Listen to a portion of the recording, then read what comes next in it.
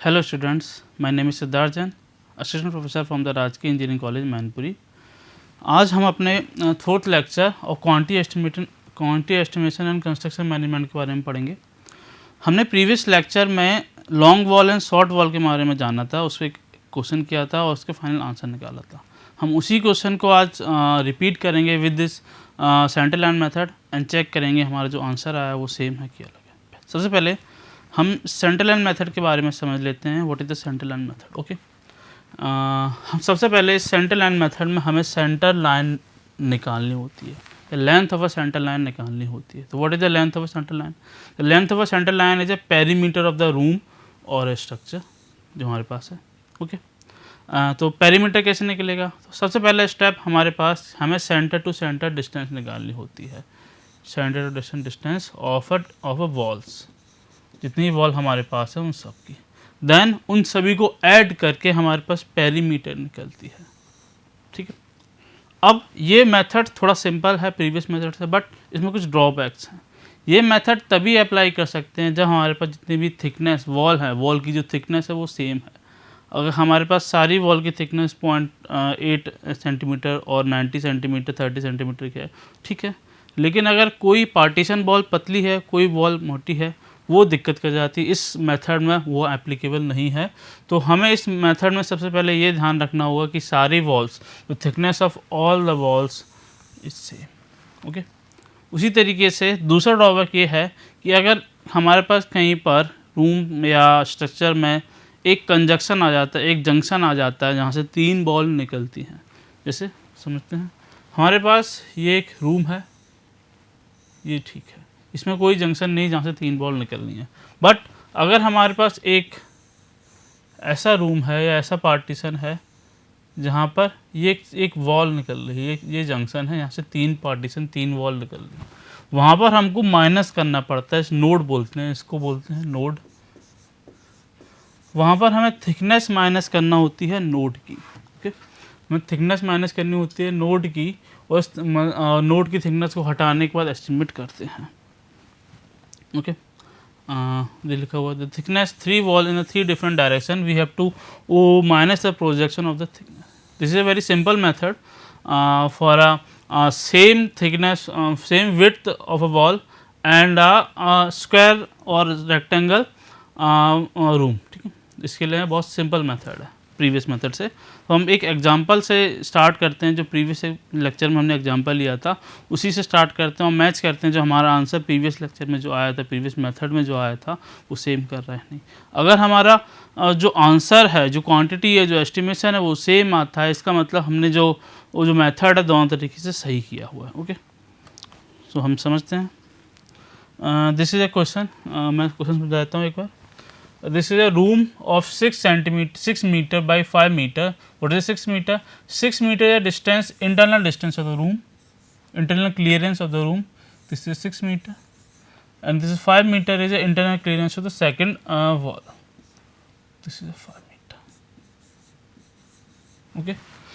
इस मेथड में हम सबसे पहले क्या निकालना होता है? Centre to centre distance of the walls. The thickness of this wall is 30 centimetre or 0.3 meter. So the center to center distance of this wall becomes half of the thickness of this wall and half of the thickness of this wall. The half thickness of this wall becomes 0.15 meter and the half of the thickness of this wall becomes 0.15 meter. So the center to center distance of the long wall or walls, the first wall, is 6 plus 0.5 plus 0.5, it becomes 6.3. 6 plus 0.5 plus 0.5, it becomes 6.3 meter. And the center to center distance of the second ball becomes 5 plus 0.15 plus 0.15, it becomes 5.3 meter. Now the first step is complete. हमको centre to centre distance निकालनी थी wall की, जो first step था वो complete हो चुका है। नाउ द सेकंड स्टेप, हमको सेंटर लाइन निकालनी, सेंटर लाइन डिस्टेंस निकालनी है जिस मेथड का नाम है। तो how to calculate the centre line length? The centre line length is a perimeter of the room और स्ट्रक्चर जिसका एस्टिमेट हम निकाल रहे हैं। तो पेरीमीटर कैसे निकालेंगे, और पेरीमीटर नहीं कहीं तो सारी वॉल की जो लेंथ होती है उनका समेशन करते हैं, उसको हम बोलते हैं सेंटर लाइन डिस्टेंस। तो centre line distance of this room becomes 6.3। What is the centre line, explain कर दे रहा हूँ। ओके, तो centre line is, this is dotted line, this is a perimeter of the center line of the structure.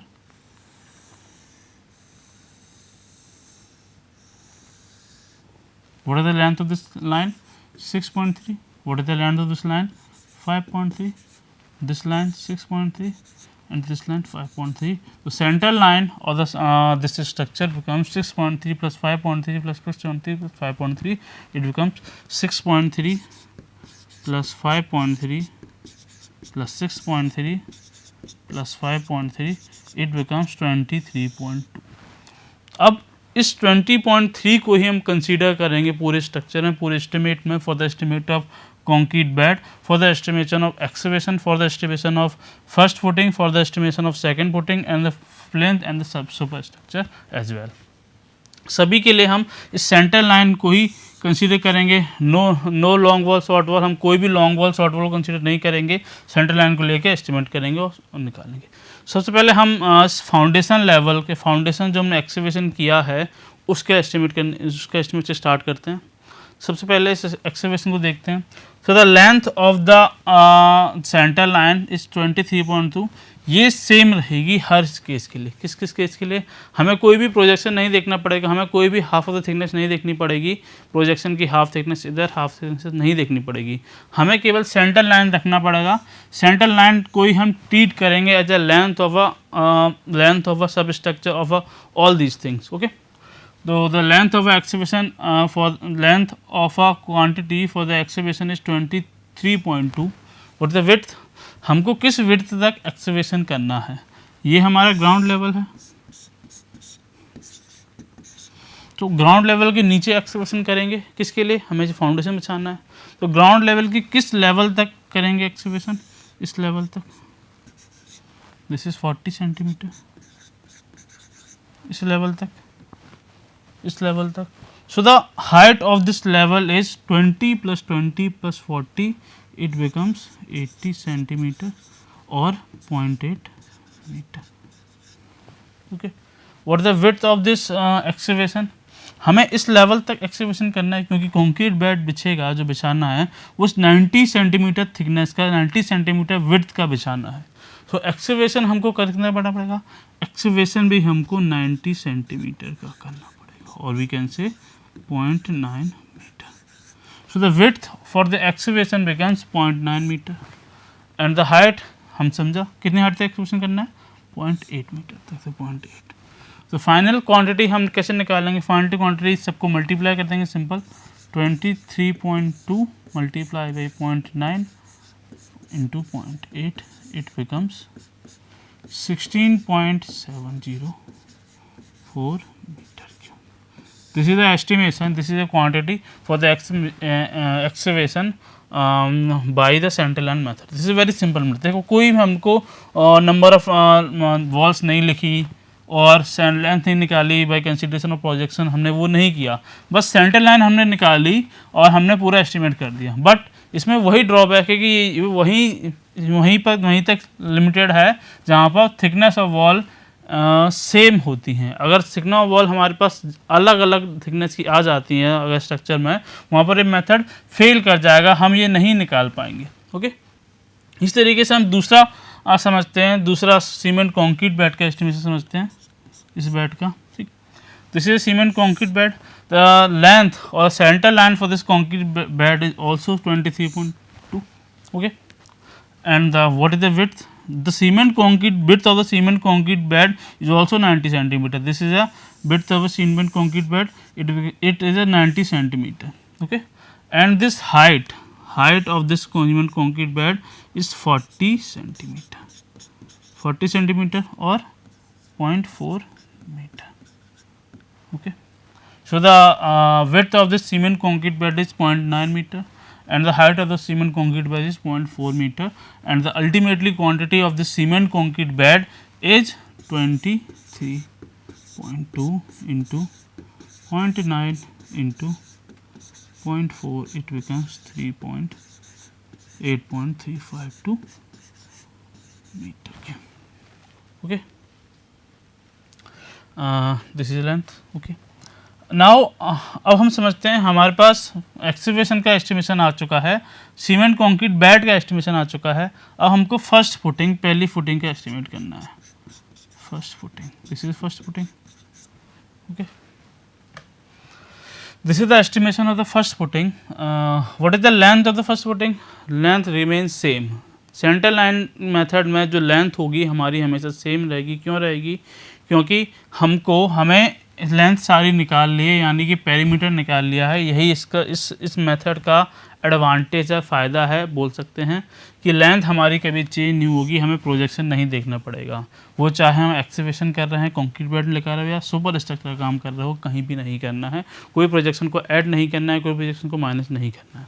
Simple तरीके से length becomes 23.2। The width is of this first footing is 0.8। What is the width? This is the width, this is 80 centimetre. The width of this first footing is 80 centimetre. हमको कोई भी projection नहीं देखना है, कोई भी सेंटर लाइन नहीं डालनी है, ओनली हमको केवल विड्थ देखनी है। उठा ली width 0.8 and the height of this first footing is, this is first footing, height of this first footing is 20 centimeter, height or thickness whatever we say. Okay, this is 20 centimeter or 0.2 meter. So the ultimately quantity of the estimation of the first footing by the center line method is 23.2 multiply by 0.8 multiply by 0.2. Okay, it becomes 3.172 meter cube. Okay, okay. Now the second footing, the estimation of second footing. The second footing, this is second footing.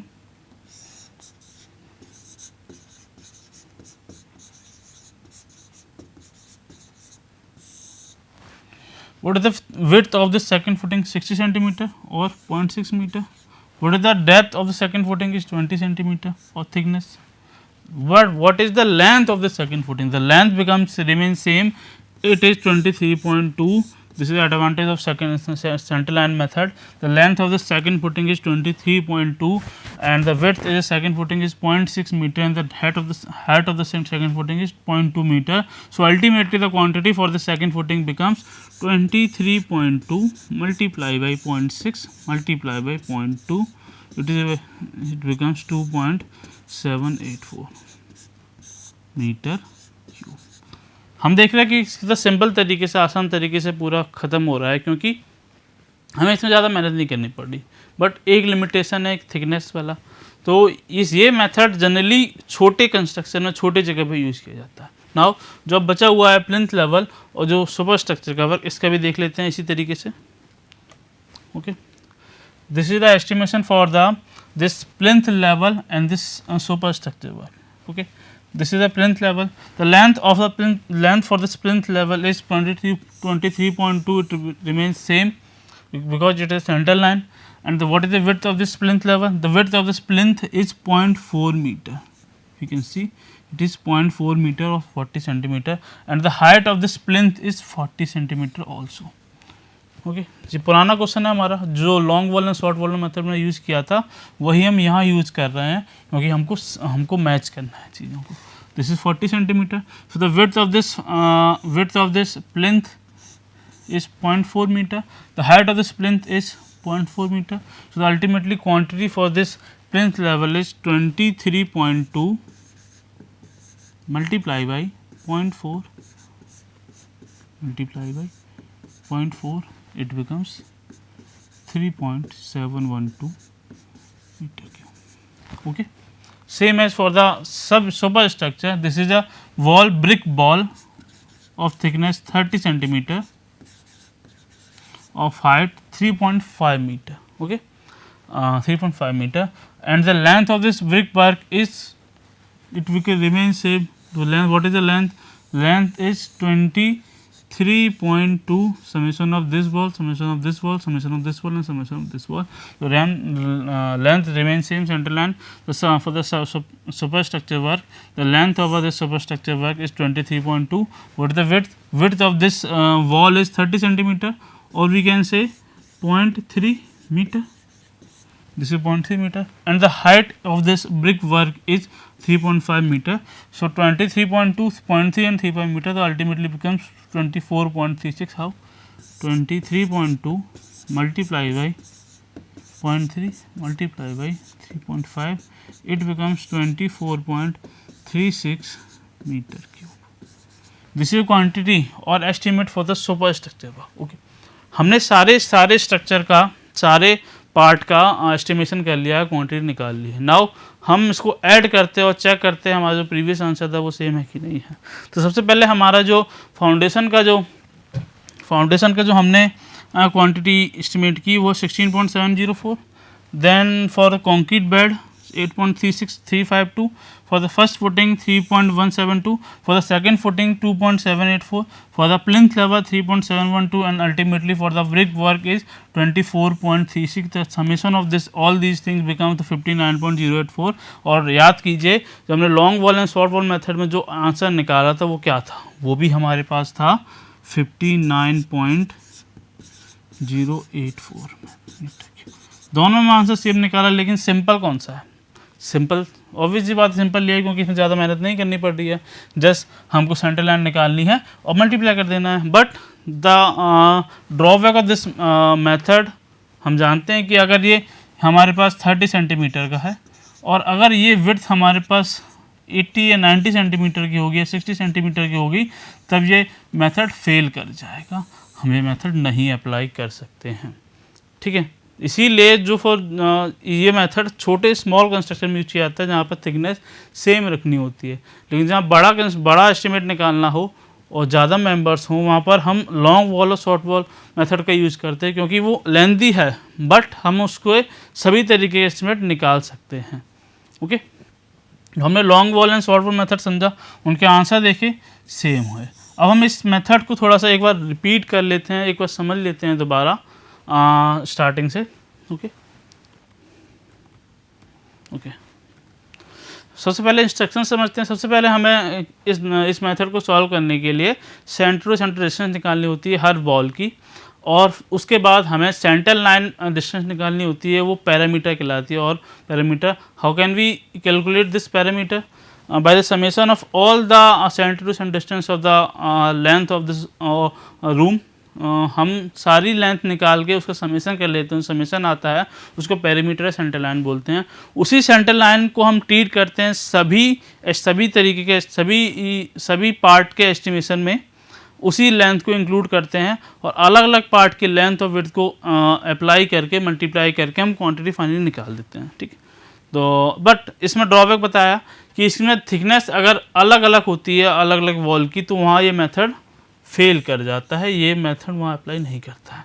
ठीक, and another thing कि जब projection की बात आती है, जब किसी junction पे, किसी स्ट्रक्चर में, किसी हाउस में कोई इनर वॉल आ जाती है, एक जंक्शन आ जाता है जहाँ पर 3 वॉल निकल रही हैं, तो वहाँ पर हमें उस पॉइंट पर, उस नोड को, उसको नोड बोलते हैं. दोबारा समझाता हूँ. अगर हमारे पास एक रूम है जहाँ पर एक ये वॉल भी आ गई, जैसे ये वॉल भी है, नोड, इसको नोड बोलेंगे, इसको नोड बोलेंगे. क्यों? क्योंकि इस पॉइंट पे 3 वॉल आ गई हैं, 3 वॉल. तो हमें यहाँ पर इस एक जो एक्स्ट्रा वॉल आई है इसके प्रोजेक्शन को माइनस करना पड़ा है. क्यों? क्योंकि जब सेंटर लाइन निकालेंगे तो सेंटर लाइन में इसकी लेंथ एक्स्ट्रा इंक्लूड हो जाएगी जो नहीं होनी चाहिए. क्योंकि हमारे पास, जूम करके दिखाता हूँ, this is centre line, this centre line.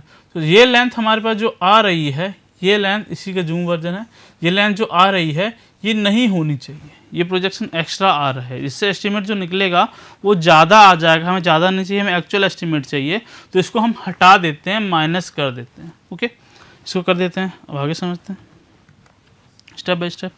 सबसे पहले हम सेंटर टू सेंटर डिस्टेंस निकालते हैं. सबसे पहले सेंटर टू सेंटर डिस्टेंस निकालते हैं हम सभी की.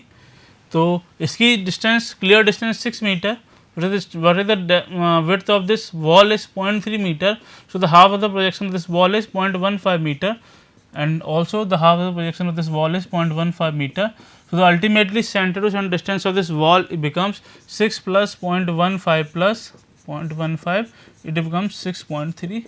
Also same as the center to center distance for this wall is 5.0 plus 0.15 plus 0.15, it becomes 5.3. Okay, हमने पहला स्टेप कंप्लीट कर लिया जिसमें सेंटर सेंटर डिस्टेंस निकालनी थी. दूसरा स्टेप क्या है? दूसरा स्टेप हमको सेंटर लाइन निकालनी होगी इस पूरे रूम की. तो centre line, what is the centre line? Centre line is a perimeter, जो हमको सारी लेंथ, जो सारी सेंटर सेंटर लाइन लेंथ आई है उनको ऐड करना होगा.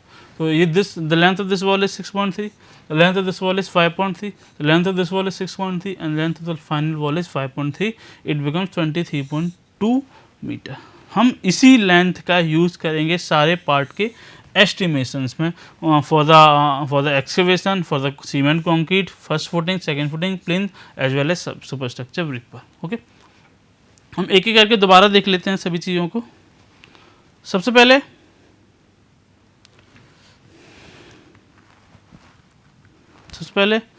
पहले हमको एस्टिमेशन करना होगा एक्सकेवेशन का. सो एक्सकेवेशन हमको कहाँ से करना है? ग्राउंड लेवल के नीचे. ग्राउंड लेवल के नीचे करना है तो ग्राउंड लेवल के नीचे हम कितने डेप्थ तक जा रहे हैं? 80 सेंटीमीटर पे. कैसे निकाला?